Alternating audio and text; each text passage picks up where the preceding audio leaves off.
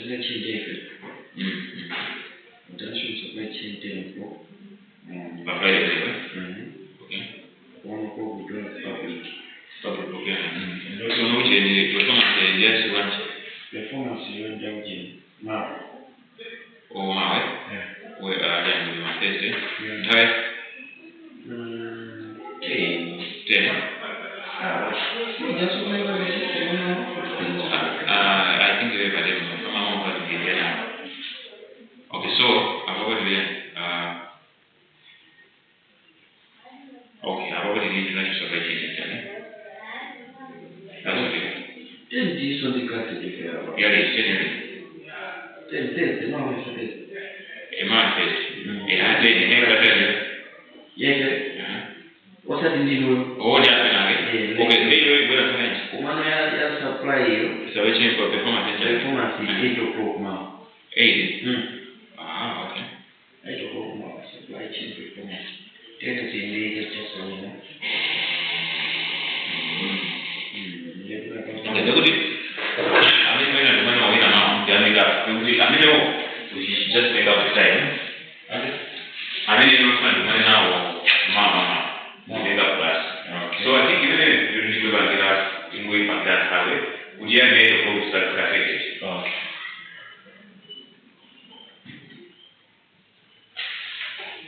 That's the best you can do. I mean, you want to get transpiration also.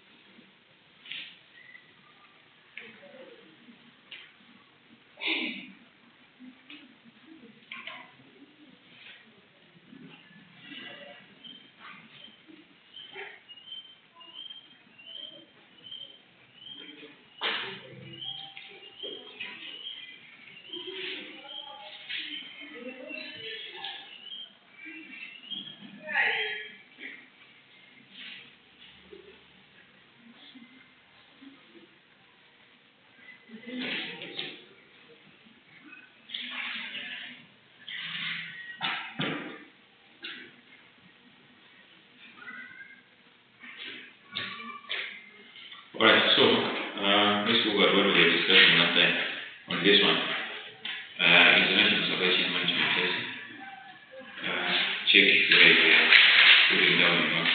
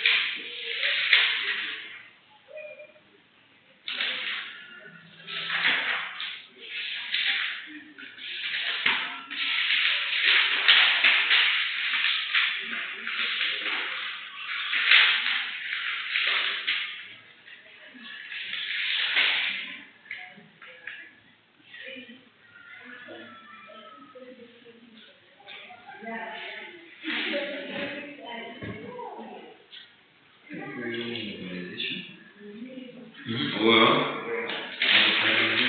liberalization.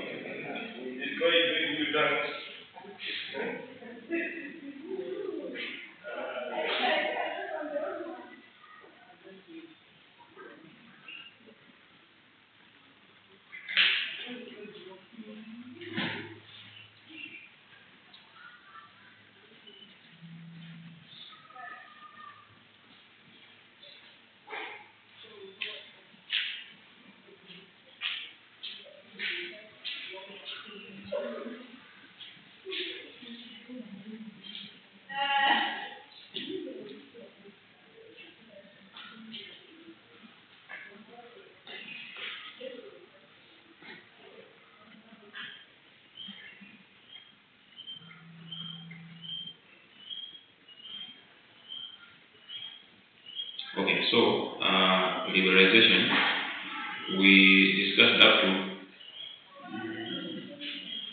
I think no, protectionism. Protectionism. Yeah. Okay. Alright.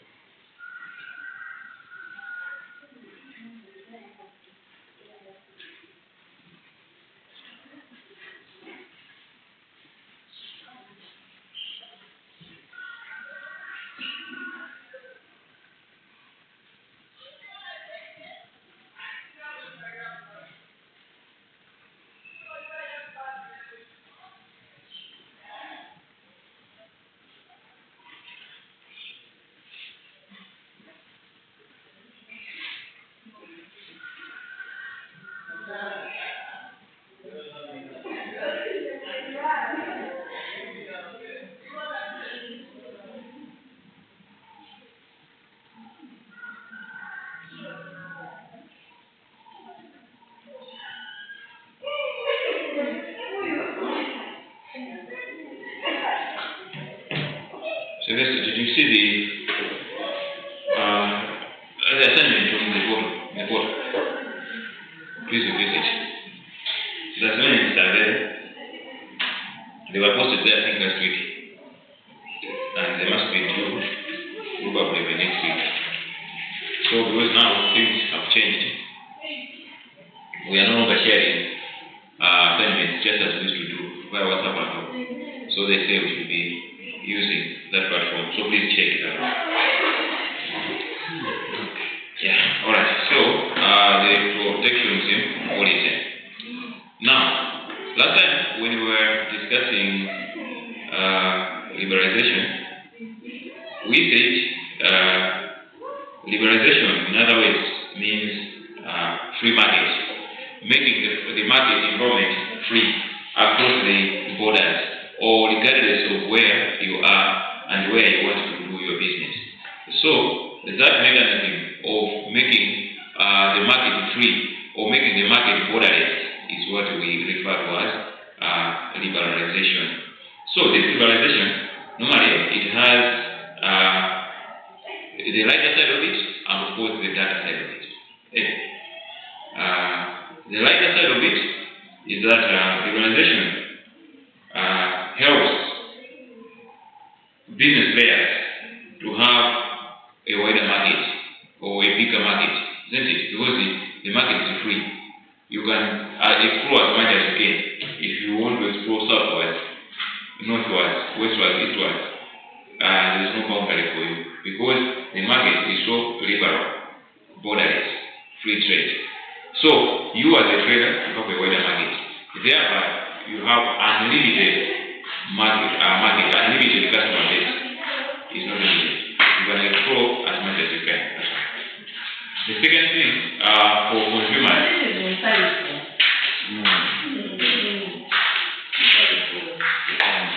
Here's my daughter. Wajira.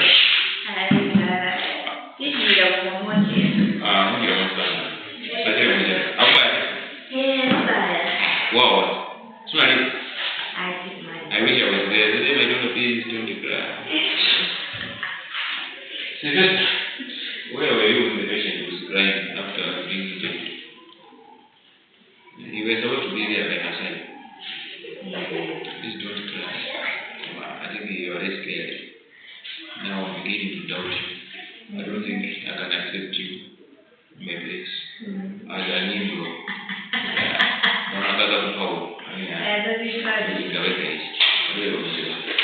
Alright, okay. Welcome. We are just studying. So we are starting from where we stopped last time. So he was reminding me that we discussed the policy of liberalization. So we were about to start protectionism. So we were doing kind of a recap of liberalization. So we say liberalization is nothing but the creation of a free market whereby traders or players can always have unlimited market and of course unlimited customer base. You can go as far as your strength can take you to do business or to sell your services, goods, and what have you. That's one advantage or the lighter part of this policy of liberalization. At the same time, for consumers, there's also, or there are numerous advantages. Why? Because they always have a wider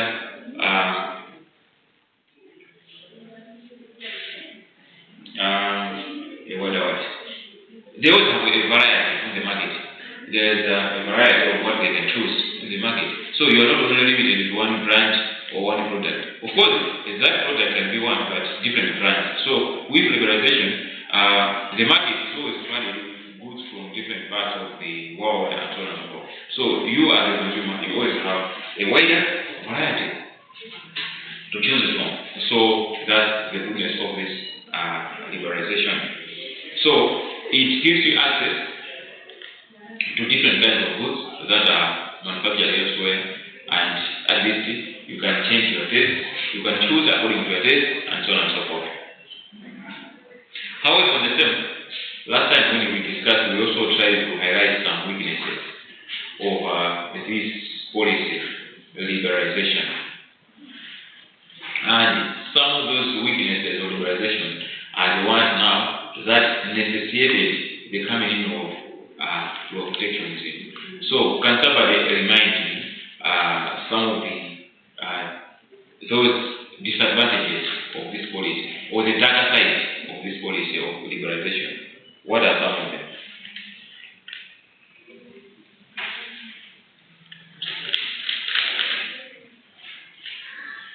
So on this one, I would expect you just to put it in any way you want. We follow what's the mechanism, right? Liberalization is one of you can put it in any way, as long as there's logic, or what we are looking for. Logic.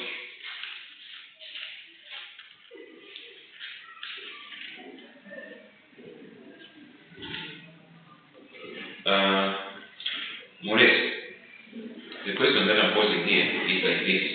So let me probably bring that question in a different form. Here, where we are sitting, is a country. This country is called Malawi, right? So, with the policy of liberalization, we are told that we Malawians, we are at liberty to go anywhere and do business. The borders, their borders there are not all that closed. The restrictions are very minimal, so we can go and explore the market elsewhere we want. At the same time, those people, those neighbors, they can also come into our territory and do whatever they wish to do. Of course, the restrictions, rules, laws, and regulations must always be there. Because when we are saying free market, it doesn't mean that there are no laws, rules, and regulations. Those ones just have to be there. But at least the restrictions are limited. So others can also come in here and do whatever they want. That's liberalization. So we say, because of this, if we have access to a wider variety of products from across the world, advantage in the head. If those are the advantages. So my question was, should we say this system, I think we should go to system. Should we say this one is all positive? Doesn't it have some negativities? That's the question.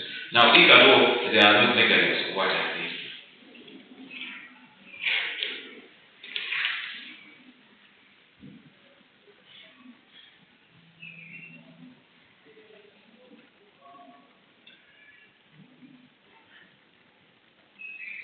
What are those negatives?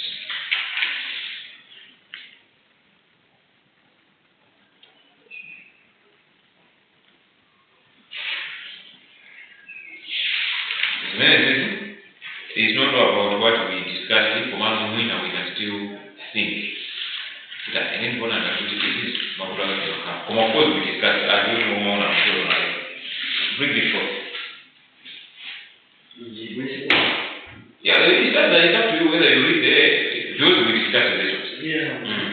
What are some of the disadvantages of having a free market or having this policy of liberalization? We talked about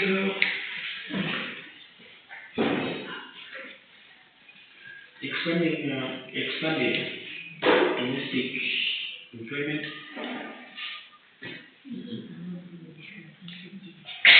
Expanded domestic employment. Say something, but don't lie to me.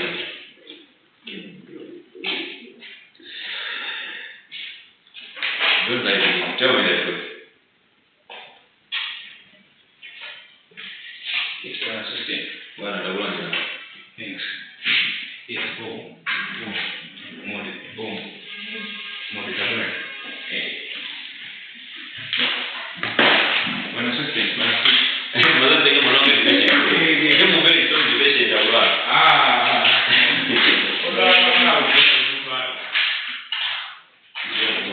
Yes, let's proceed.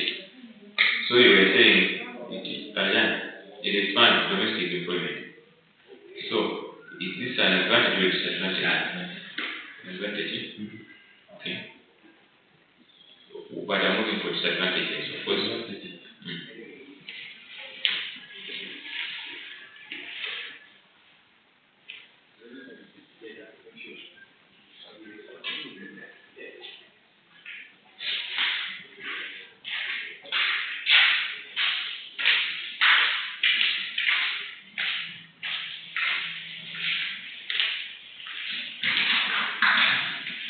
Let's welcome back. Now, what do you think are the disadvantages of having a free market, whether in a region or at a continental level, at a global level? What are some of the disadvantages?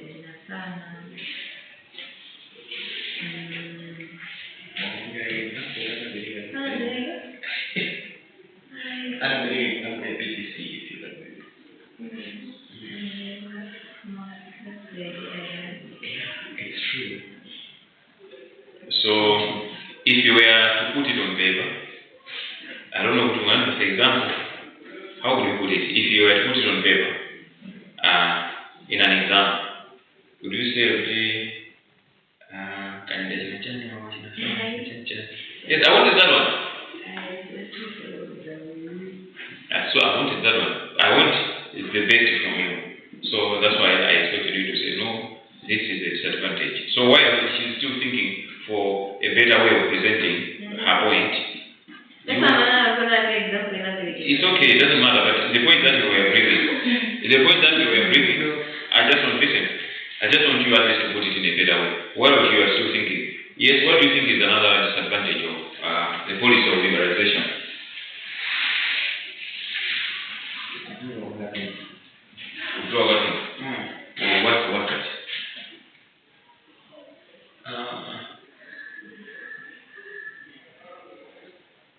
Let's say people are bringing their own business, they are actually trying to use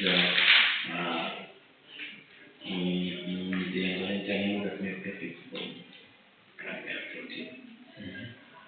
So you think that's a disadvantage, right? Yeah. Okay. Oh, look. What happens when supply is higher than demand? Do the prices go higher or they go down? Go. Sorry? They go down. Because supply is so much. Okay. So with liberalization, we are saying the laws are open. So a lot of people from elsewhere are coming in. What will happen with the supply? Supply will go high, definitely. Isn't it? Then if the supply is going high, the chances that prices will always lower are also high. Why? Because there are multiple products on the market. Unlike in a situation where probably one company is dominating or is monopolizing, that situation becomes tricky and interesting. Why? Because there is no competitor in this one. So since there is no competitor, this person can raise the prices anyhow. But with this other situation, the competition is always very steep because there are always multiple players in that space or on that market. Now, since there are multiple players, there is always tough competition. So for someone to survive this competition, he or she has to lower his prices. So the point is that in liberalization, the chances of having higher prices because of liberalization, that argument cannot hold much. Why? Because our basis of arguing is that there is so much competition since the doors are open. So there are varieties of products on the market. Therefore, everybody is competing for the customers. They are fighting for the customers. So they are likely to lower the prices. Do you know what I'm saying? Yes. But now, the other disadvantage I want you people to always put across is that this thing favors rich countries and, of course, stronger economies.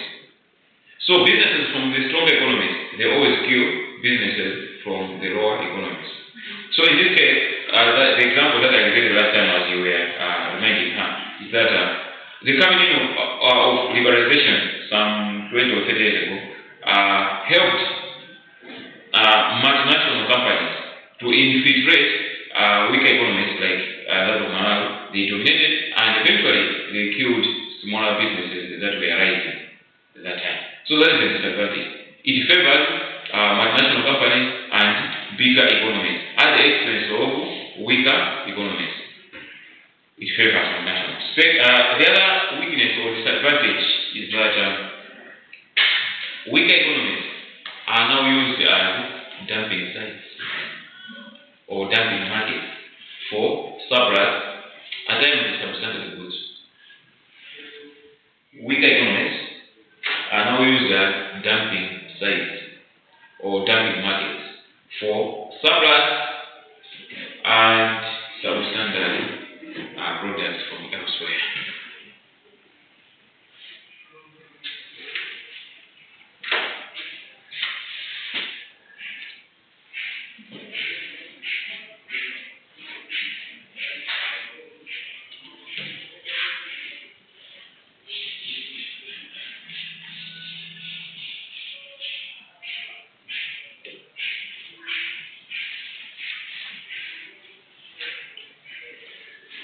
So, in liberalization again, there are countries that are regarded as recipient countries. So, recipient countries are all of those weak economies where the multinationals will always go and operate in. In this case, Malawi is a recipient country because we are always a recipient of those big multinationals that always come here to operate. So, there are chances of job losses in recipient countries or creation of unemployment in recipient countries. The creation of unemployment in recipient countries. Do you know what I said? Or there are always job losses in the recipient countries. So to get the job is being lost, it means unemployment has been created. How do people lose jobs in a recipient country? Or how is unemployment created in a recipient country when it comes to liberalization? How?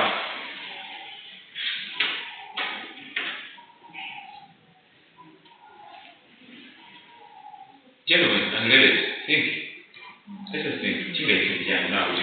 I would liberalization minute. You also know what I was achieving. Yeah, then we create unemployment. How?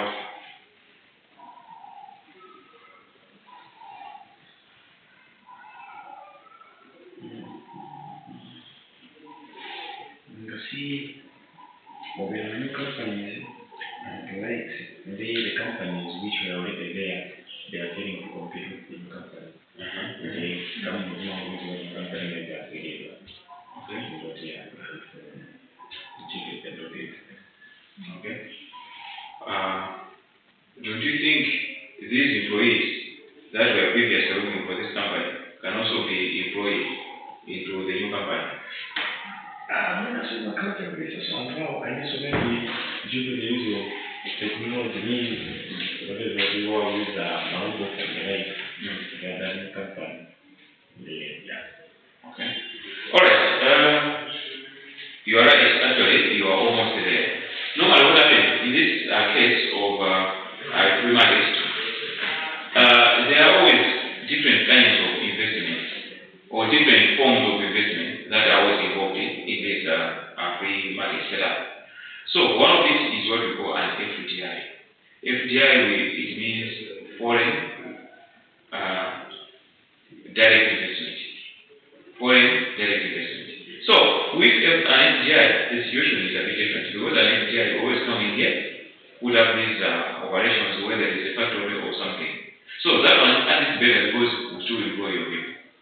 But now, in most of the cases that we have, that we see, is that the recipient country is only used as a market, that's all. A market of the products that are produced elsewhere. You see? So it means, you people, as you are buying the stuff here, because they are only bringing the stuff here, you're buying. As you are buying, what you are doing is like, you are creating jobs for some people elsewhere, outside your country. Those are the people who are working in the factories. Now, after producing something, you are buying here. Once you buy, the money is going back, and you pay those people, and they produce more. So it's like here, the employment, the jobs have been lost, while the jobs are being created elsewhere. And you people buying the products that are being sold here, in one way or the other, you are creating jobs for those people. So here there is unemployment. People were fired, they were sacked from factories that were here, because the factories could not withstand the competition. The competition was so tough that the companies, they had to close down. So by closing down these factories, the people have been rendered jobless. While the factories elsewhere, they have found a market here. So they are selling their stuff here, they buy off, they take the money and employ, and pay their employees that side. So the closure of local businesses or the death of local manufacturing companies and firms is what leads to the growth in unemployment. Why? Because the people are sacked. While your land is used as a market to market the goods or to sell the goods that are produced elsewhere.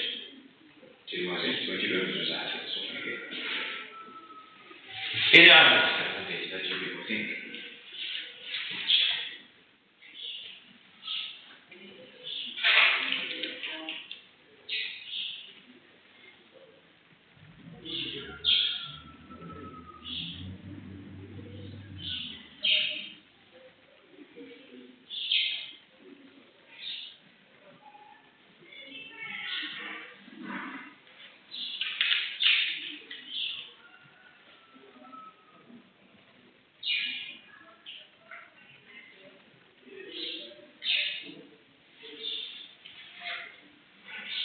So,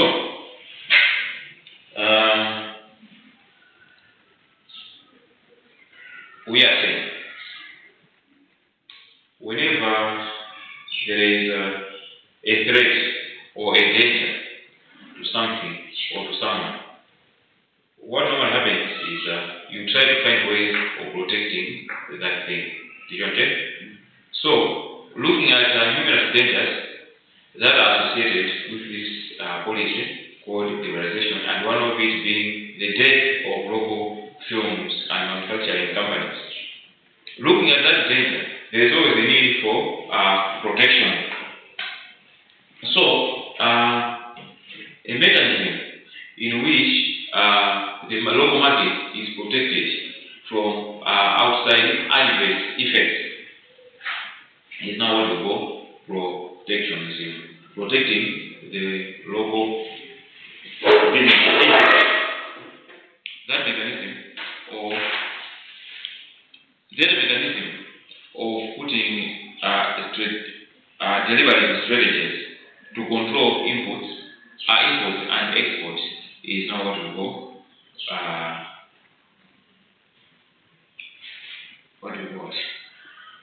protections.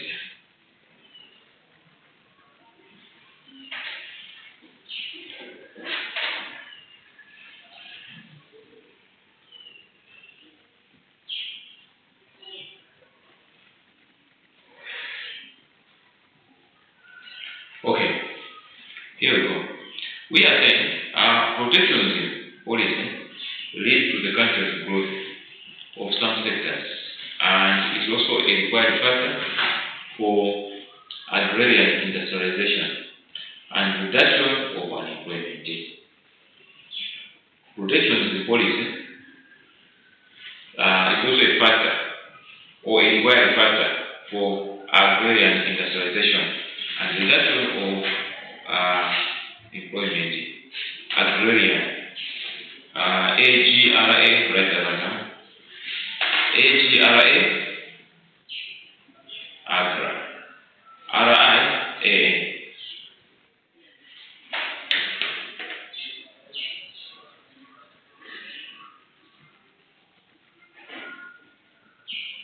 Very good. Agrarian industrialization. So, when we are mentioning this one, agrarian industrialization, what comes into your mind? What do you think? What is this agrarian economy? Or agrarian industrialization? What is it?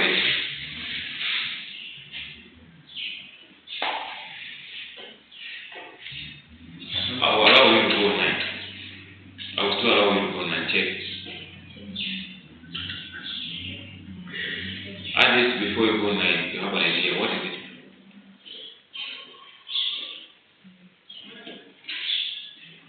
Issues to do with agriculture. This one is look at agrarian. Okay. Check my friend. Okay, you check. So that's dictionary. Yeah, check.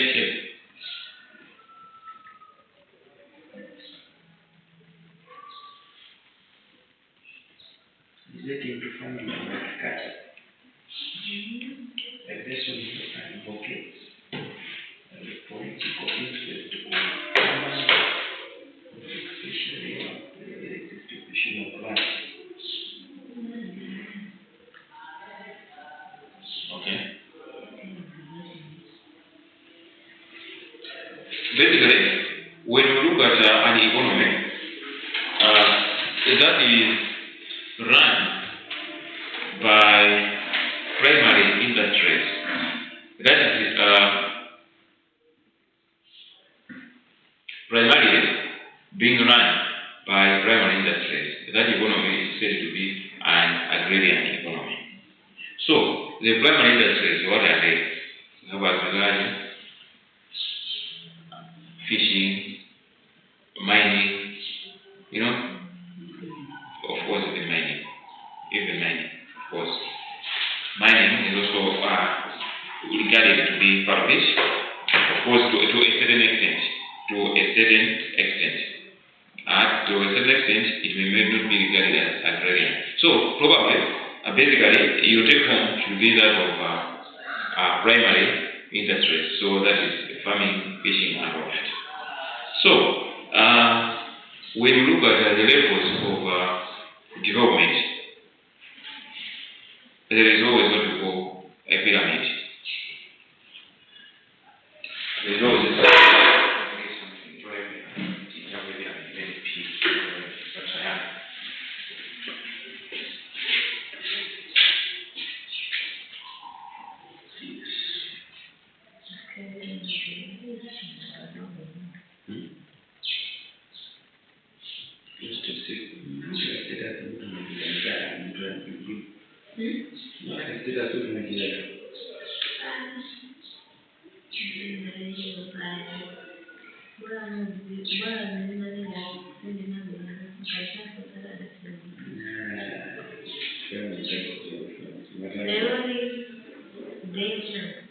Chandelier nyingi kwa dalili msego na nyingi.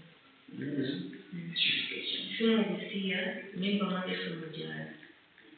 Limano mtumaji, kuwaza nasi ya ugoza wewe sumo mzuri. Ni imagine. Mungu baidwa, mama rudio. Bro, so many notices here. Na mnena Mungu anasimama dalili. Try to check the hospital. Yeah, I want to go to the hospital.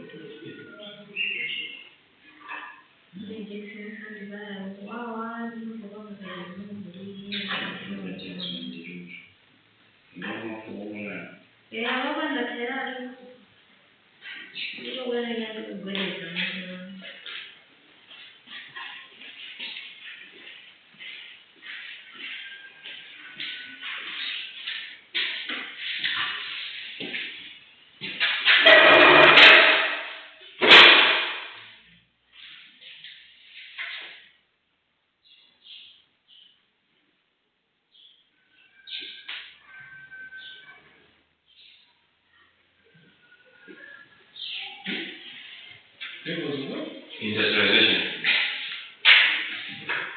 So,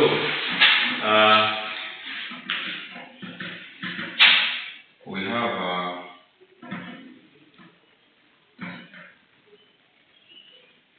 primary, secondary, tertiary.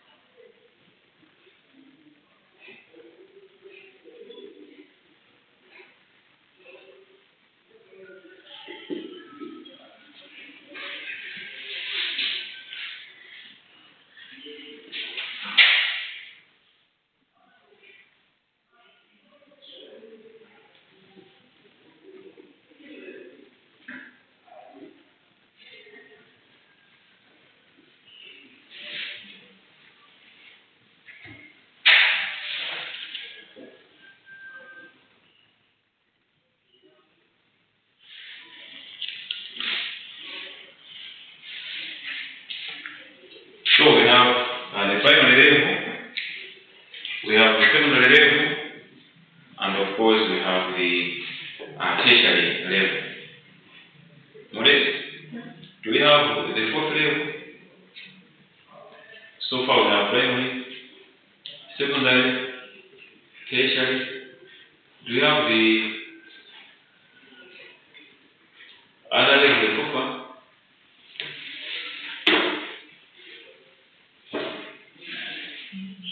What is it?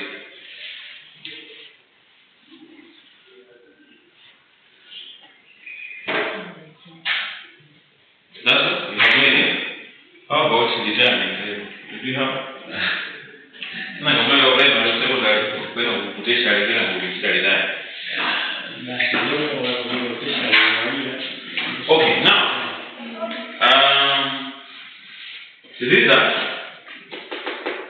this is probably the bottom one. This is the foundation of industrialization, because now this is where we extract whatever nature has given us. Mind you, most of the things that we use in this world are always provided by nature. Just as that, with our innovations, creativity, and all, we transform them into some other forms, just to better our daily lives. But they are always there. They have always been there. It is nature that provides this. So this is the most basic one. But now, when you're looking at this one also, we can further divide them into sub-groups. Now, each and every economy must always be transition. For this level, from this level to this final one, definitely there is always a transition. You jump from one stage to the other, you graduate from this level to the other level, then from this other level to the other level. So in between, there is always what we call transition. So in this case, here they can be divided into some levels also at this primary level. And some levels can be considered to be a transition from here to here. And the activities that they happen here also, they can further be classified into different classes. And you can find some other classes that will act as transition classes or transitional classes. Let's look at this. When you look at farming, we have what we call subsistence farming and we have commercial farming. Isn't it? For example, most of us here, the kind of farming that we engage ourselves in is what? Subsistence farming. Where we have the subsistence farming, it has some characteristics like small land holding. At times we just grow for direct consumption, our own consumption. The inputs are always very limited, and so on and so forth. And at times the work is done by hand, manually. Those are some of the characteristics of probably subsistence farming, isn't it? And what ultimately so on and so forth. At the same time, we also have commercial farming, where at least you do your activities at a relatively larger scale, and of course with an intention to sell. So you produce a lot, not just for your consumption, but for sale. Probably you can have the use of machinery and all that. Anyway, that is commercial agriculture. Now, on the same thing, the commercial agriculture itself, it can further be divided into mechanized and probably non-mechanized. So the mechanized kind of commercial farming is where they use maybe tractors, the harvesters, seed sowers, and all those other machinery. So that is still in at primary level. So you can see that at primary level, when you look at farming, it is further divided into segments. We have subsistence and then we have commercial. And again, the commercial is, we have commercial that is mechanizing and the other one that is not mechanizing here. So, here, that's where you get transition now from here to here. Why? Because we have heard of farms where, for example, animal farms, they grow, they raise the animals, they milk them, and they process the milk into some other things like cheese, yogurt, and so on and so forth. Definitely, that is the transition now. You are a primary producer, but again, you are trying to go to what? Manufacturing. Do you know what I'm saying?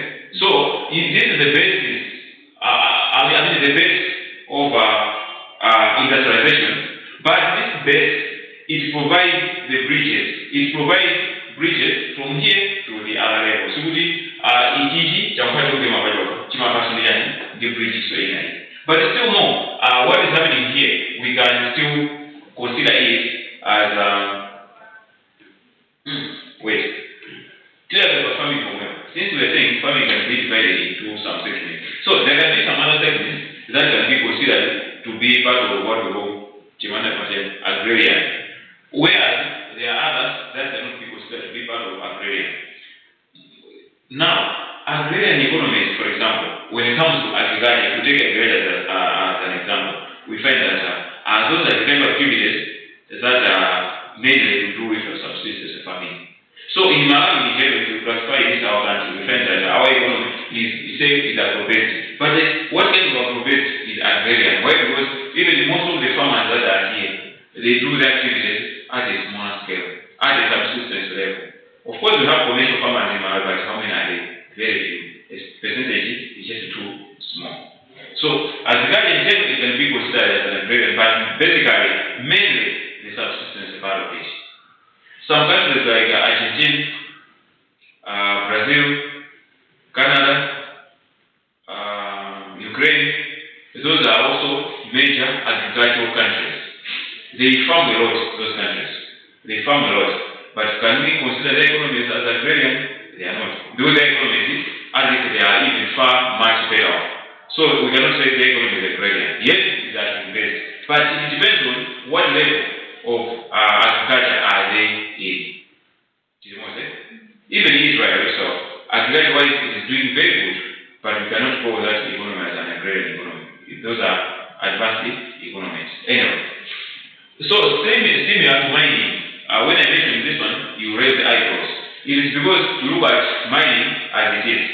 But now, when you look at mining, it also has some levels or some classes. Have you ever heard of this word?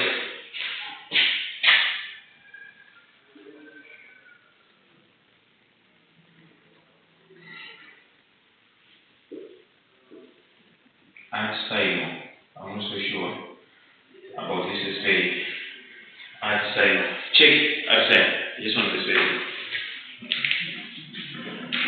Don't want to check out the dictionary.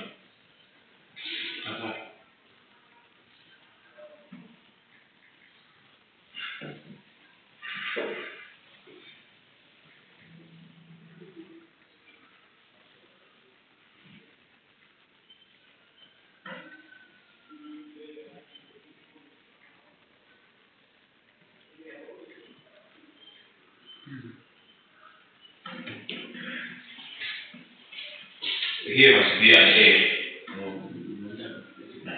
That's why I wasn't so sure about this thing. Einstein. Now, can you